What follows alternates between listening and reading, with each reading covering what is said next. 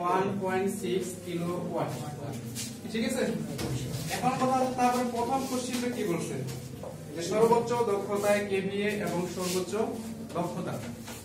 ঠিক আছে, এখন কথা হচ্ছে সর্বোচ্চ দক্ষতার ক্ষেত্রে আমি তোমাদের কি বলছিলাম যে প্রথমে লোডটা বের করতে হবে, সর্বোচ্চ লোডটা আসলে কত হচ্ছে। ঠিক আছে, তাহলে আমরা সূত্র কি জানি, PCUN কি সর্বোচ্চ দক্ষতা কি সূত্র কি জানি, বাই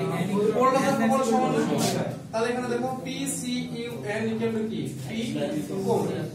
এখন এইটা সমান আমরা কি লিখতে পারি, n square PCUFL equal to কি P4। ঠিক আছে, তাহলে এখান থেকে n এর মানটা বের করে নিই, n এর মানটা কত হবে P4 PCUFL। ঠিক আছে, এখানে মান বসাই দেই, ক্যালকুলেশন করো কত আসে, উপর হবে তোমার প্লাস 1.4 নিচে কত 1.6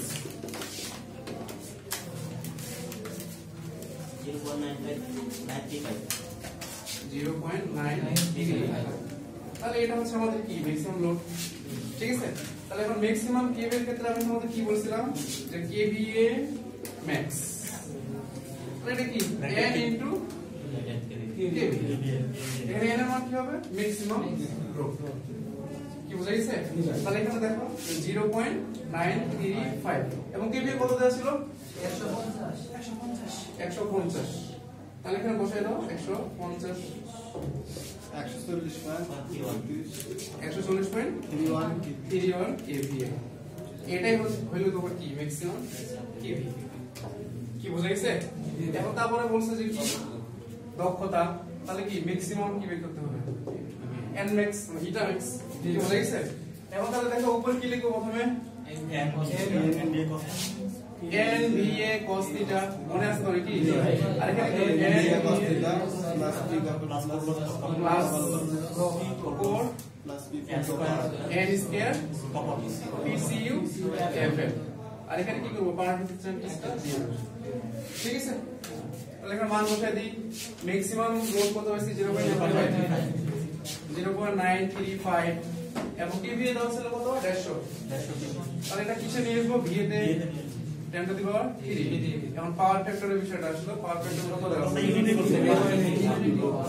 ইউনিটি হলে 1, তাহলে 0.935 এগুলো বসে দাও জাস্ট। কত দেওয়া ছিল 1.4, এটা কিন্তু কিলোওয়াটে দেওয়া আছে, এটা কিসে ওয়াটে 1.4 into 10 to the power 3 plus লোডটা কত 0.935 এর উপরে স্কয়ার ইনটু কোন লোডটা 1.6 into 10 to the power করো ক্যালকুলেশন করো 98.04। এই ওইটাই তো কেভিএ ম্যাক্স তো। আচ্ছা এখানে এইটা বসা আর ওইটা বসাতে একই কথা, ডাইরেক্ট বসা লগ হয়ে গেল, ডাইরেক্ট বসা 98.04%। আচ্ছা তোমার এক্সট্রা করে এটা মনে রাখা দরকার নেই তো, তুমি ওইখানে সূত্র আমরা জানি, ওখানে জাস্ট বসাই দিও, আর কিছু করতে হবে না।